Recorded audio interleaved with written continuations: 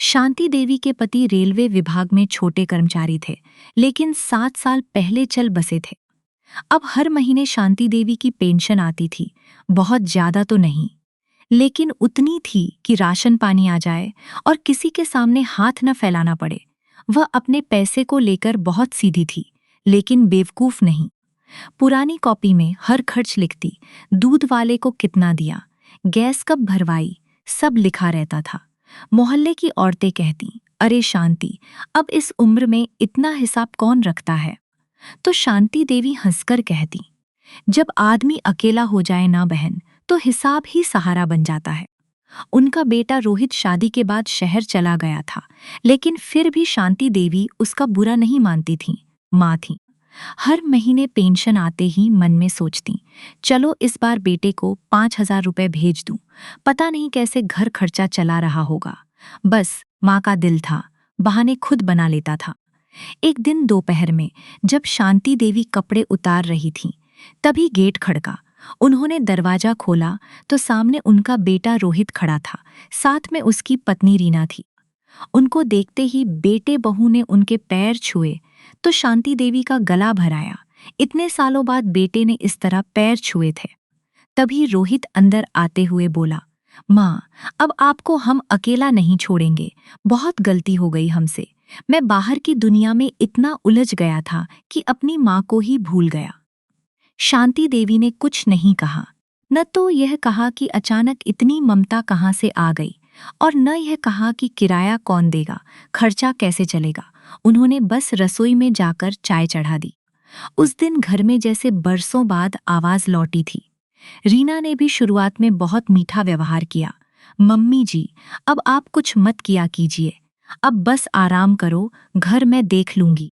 दोस्तों, ये कहानी सिर्फ एक माँ और बेटे की नहीं, बल्कि हर उस बुजुर्ग की है जो अपने हक के लिए चुपचाप लड़ता है। अगर आपको लगता है कि माँ बाप को अपनी पेंशन और बैंक का नियंत्रण खुद रखना चाहिए, तो कमेंट में ज़रूर लिखें, माँ कमज़ोर नहीं, मजबूत होती है।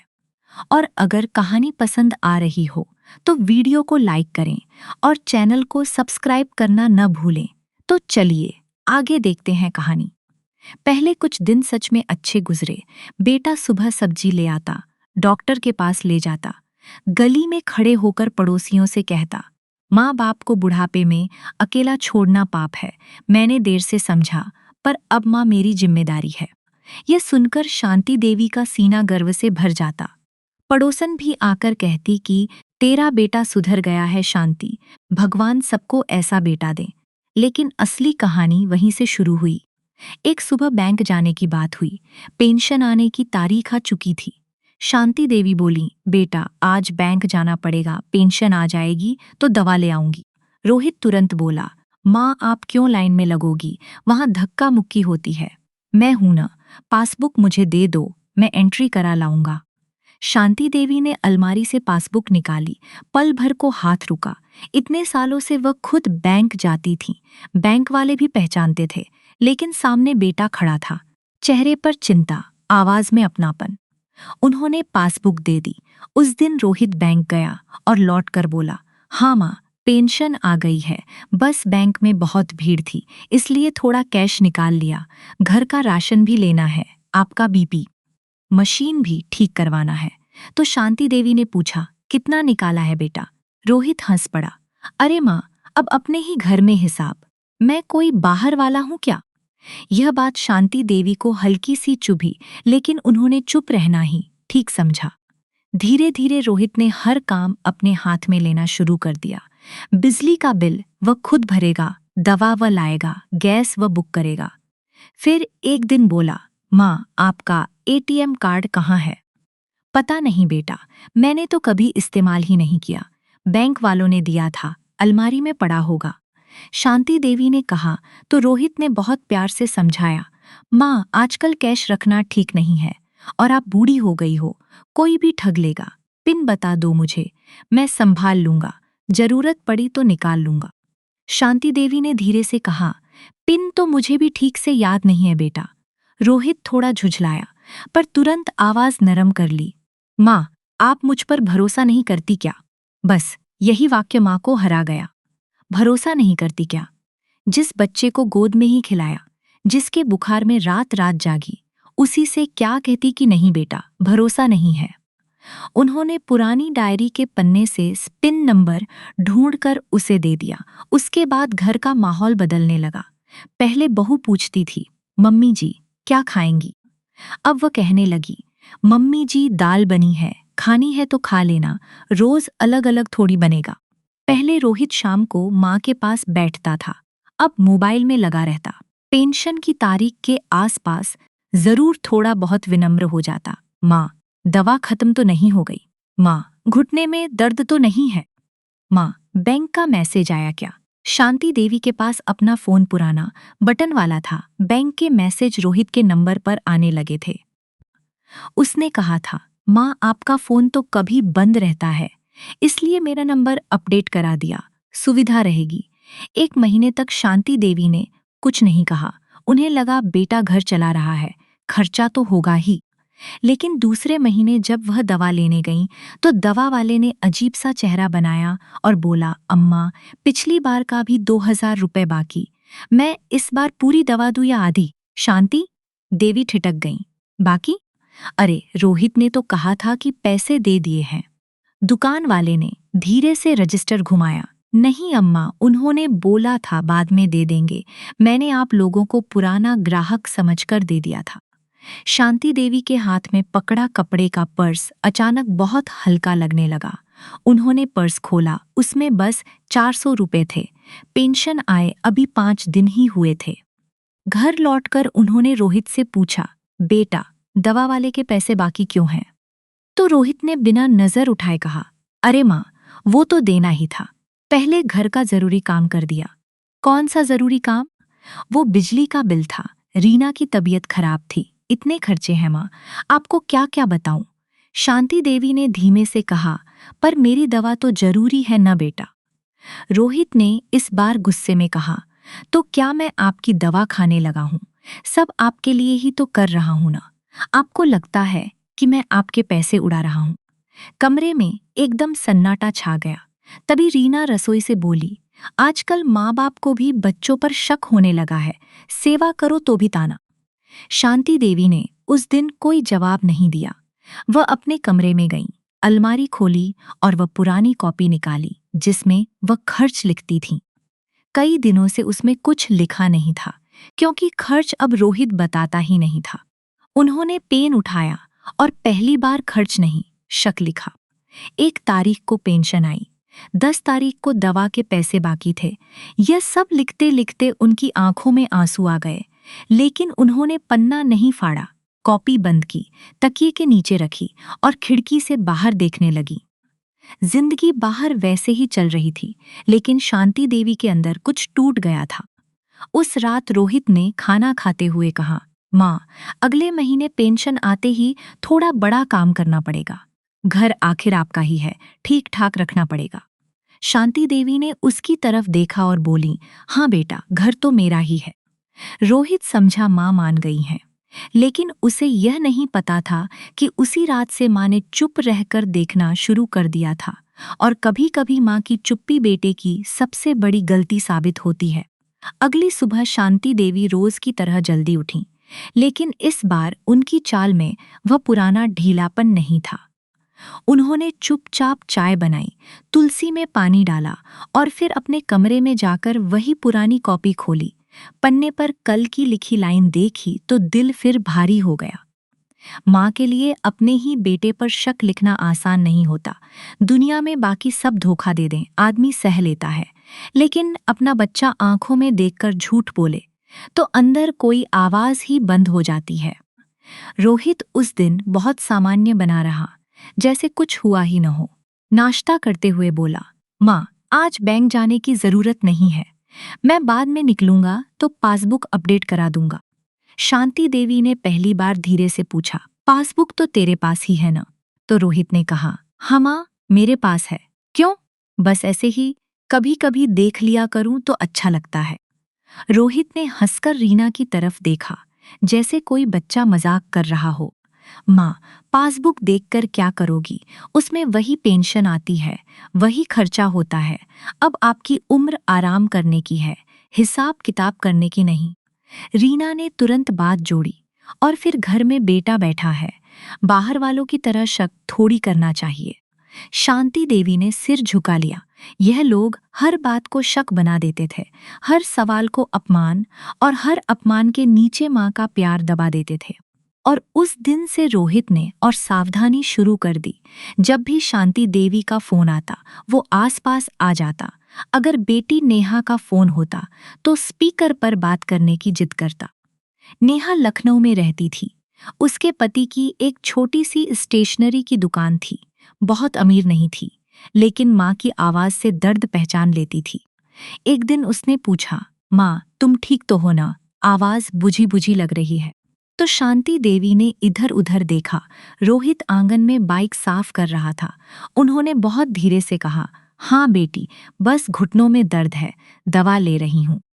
नेहा ने पूछा तो शांति देवी के मुंह से निकल गया, दवा तो आधी ही ली। इतना सुनते ही रोहित कमरे में आ गया। माँ, फोन दीजिए, मैं बात करता हूँ। शांति देवी ने घबराकर फोन आगे कर दिया। तभी रोहित ने हंसते हुए कहा, अरे दीदी, माँ तो पुरानी आदत से परेशान रहती हैं। डॉक्टर ने दवा बदली है, इसलिए बोल रही हैं आधी ली। आप चिंता मत करो, हम हैं न। नेहा ने चुपचाप उसकी बात सुनी, लेकिन उसे यह हम है न बहुत बनावटी लगा। वही रोहित जो सालों तक माँ को देखने नहीं आया, अब हर जवाब में हम क्यों बोल रहा था। उधर घर में रीना का व्यवहार भी धीरे धीरे खुलने लगा था। पहले वह चाय हाथ में दे देती थी, अब रसोई से आवाज लगाती, माँ जी चाय रख दी है, ठंडी हो जाए तो मत बोलना। कभी कहती, आपके कमरे का पंखा दिन भर चलता रहता है, बिल कौन भरेगा। कभी ताना मारती, दवा, दूध, फल, बुढ़ापे में खर्चा ही खर्चा है। शांति देवी यह सब सुनकर भी चुप रहती, पर अब वह हर बात लिखती थीं। किस दिन किसने क्या कहा, किस दिन रोहित एटीएम गया, किस दिन दवा अधूरी आई, सब। उन्हें ठीक ठीक कानून नहीं पता था, बैंक की प्रक्रिया नहीं पता थी, लेकिन इतना समझ आ गया था कि दस्तावेज पर सवाल उठाने वालों के सामने कागज ही गवाही देगा। पेंशन की अगली तारीख आई। सुबह से रोहित का चेहरा मीठा हो गया। माँ, आज आपके लिए सेब लाऊंगा, डॉक्टर ने बोला था ना कि फल खाना। तभी शांति देवी ने पूछा, बेटा मेरा फोन दिखा देना जरा, बैंक का मैसेज आया होगा। रोहित ने तुरंत कहा, अरे माँ, मैसेज मेरे फोन पर आता है, आप क्यों परेशान होती हो? कितनी पेंशन आई, वही जितनी आती है, और कितनी निकाली। इस बार रोहित की आंखों में हल्का सा गुस्सा आया। माँ, सुबह सुबह हिसाब शुरू मत करो, मैं कोई चोरी कर रहा हूँ क्या? शांति देवी ने कुछ नहीं कहा, लेकिन शाम को जब रोहित बाहर गया तो उन्होंने उसकी शर्ट की जेब में पड़ी एटीएम की पर्ची देख ली। तभी उन्होंने अपनी बहू रीना को फोन पर अपनी बहन से बात करते हुए सुना। वो हंसते हुए कह रही थी, हाँ, इस बार थोड़ा पैसा हाथ में आया है, तो रोहित ने पुराने उधार निपटा दिए, वरना बुढ़िया के पैसों पर ऐसे ही धूल जमती रहती। यह सुनकर शांति देवी के हाथ से स्टील का गिलास छूटते छूटते बचा। अपने ही घर में उनकी अपनी पेंशन, और वह खुद बुढ़िया बन गई थी। उसी हफ्ते पड़ोस की राधा जी ने भी कुछ नोटिस किया। पहले शांति देवी रोज शाम मंदिर जाती थीं, पर अब नहीं जा रही थीं।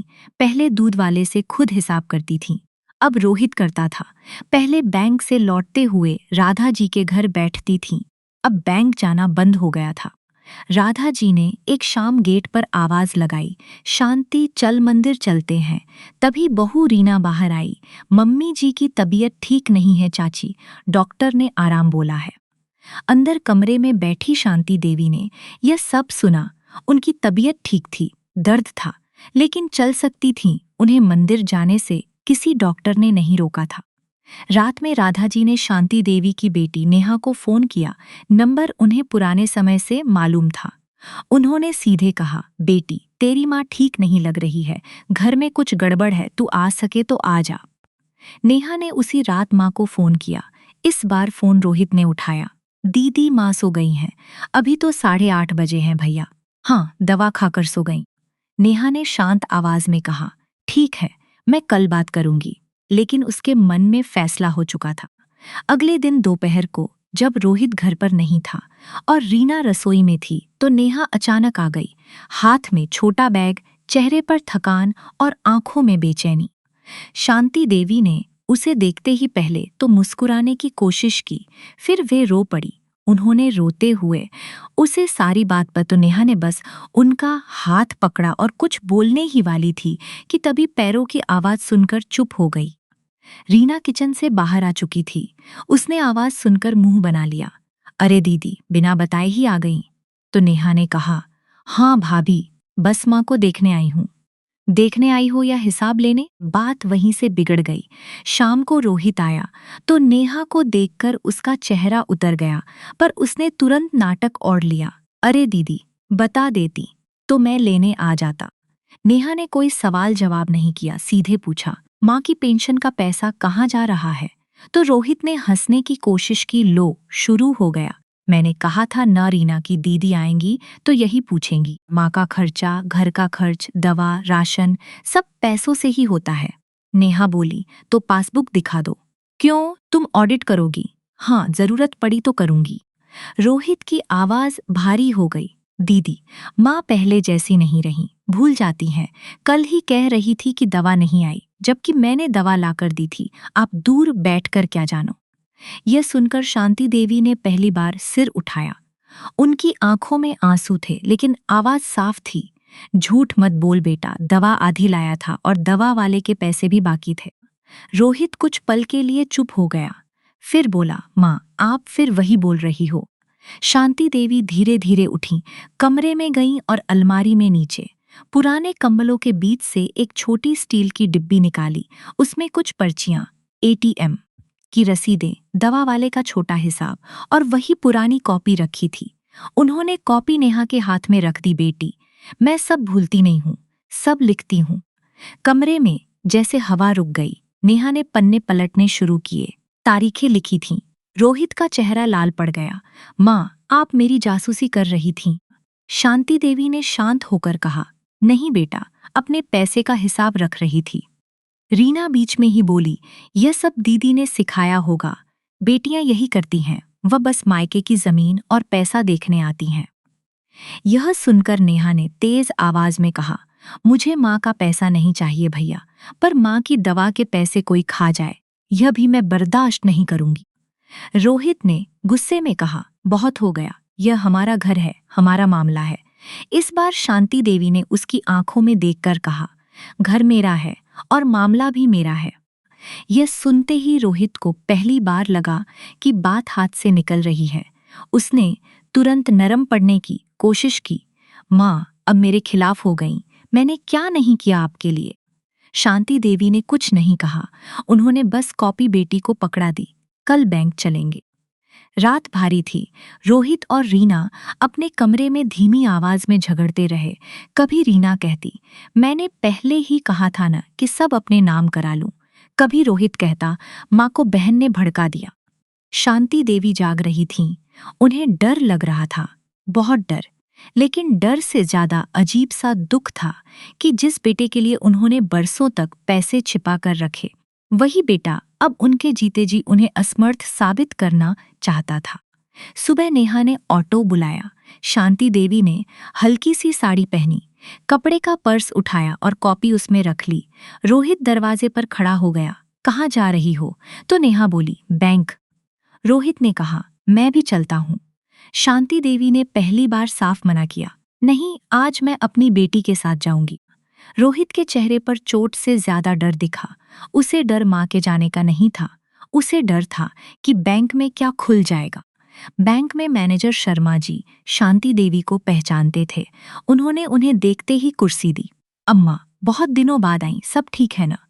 शांति देवी ने पर्स से कॉपी निकाली, एटीएम की पर्चियां निकाली और बहुत धीमी आवाज में कहा, बेटा, मेरा पैसा मेरे बिना निकल रहा है, मुझे समझना है कि क्या क्या हुआ है। शर्मा जी का चेहरा गंभीर हो गया। उन्होंने सिस्टम में खाता देखा। पिछले कई महीनों में पेंशन आते ही एटीएम से पैसे निकले थे, कुछ उसी दिन तो कुछ अगले दिन। मोबाइल नंबर रोहित का अपडेट था, एटीएम एक्टिव था। बैंक की तरफ से सब वैध दिख रहा था क्योंकि पिन इस्तेमाल हुआ था। नेहा ने पूछा, अब क्या हो सकता है? शर्मा जी ने कहा, सबसे पहले कार्ड ब्लॉक होगा, नया कार्ड अलग पिन के साथ आएगा, मोबाइल नंबर अम्मा के नाम से अपडेट होगा और अम्मा चाहें तो लिखित आवेदन दे सकती हैं कि आगे कोई भी बैंकिंग सुविधा बिना उनकी मौजूदगी के न बदली जाए। शांति देवी चुपचाप सुनती रहीं, फिर बोली, मेरी पेंशन मेरे जीते जी मेरे काम आएगी, किसी की मेहरबानी बनकर नहीं।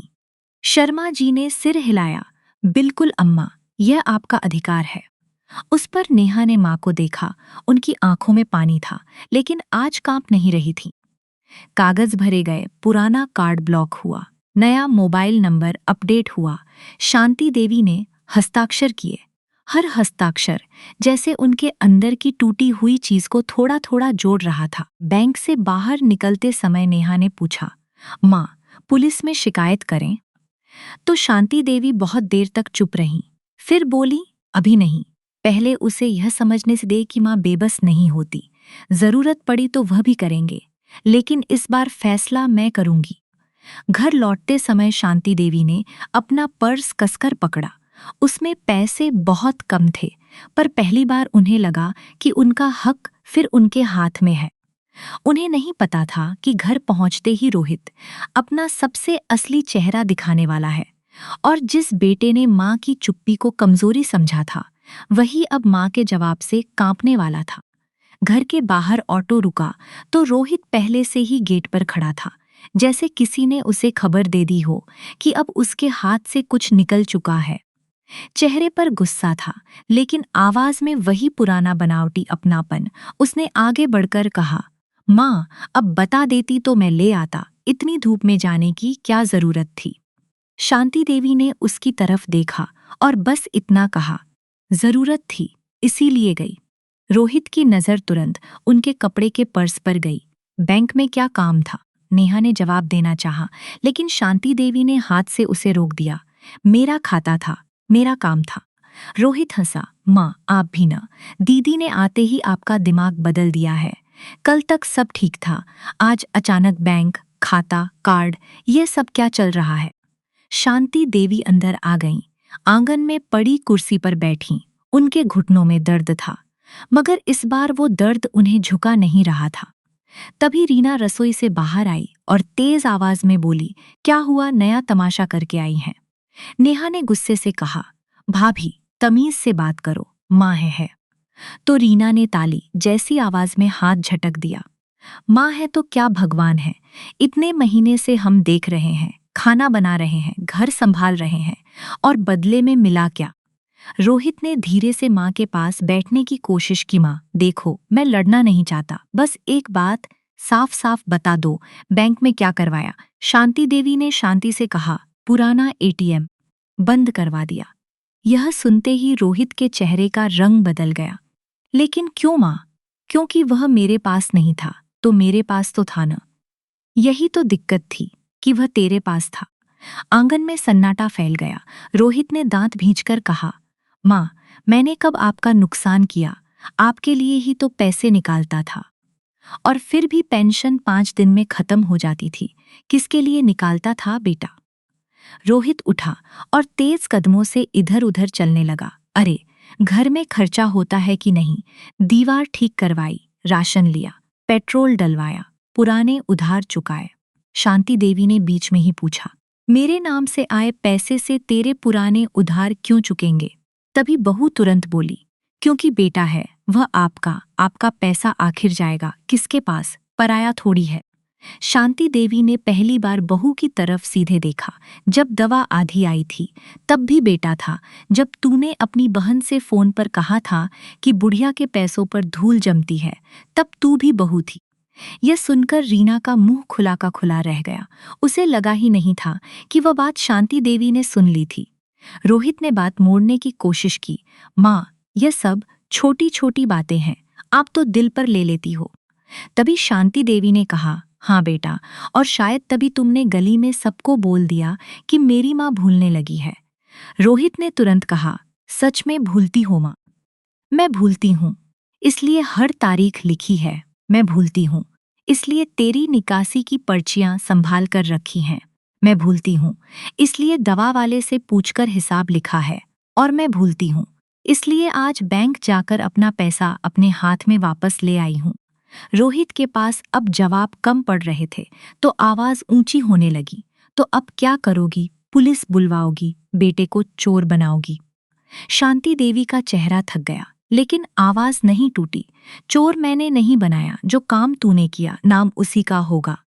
तभी रीना रोने का नाटक करते हुए बोली, देख लो रोहित, मैंने पहले ही कहा था कि तुम्हारी माँ को तुम्हारी कदर नहीं है। हम लोग सेवा करने आए और इन्होंने हमें चोर बना दिया। तभी पड़ोस की राधा आंटी गेट पर आ गईं। शायद आवाजें गली तक जा रही थीं।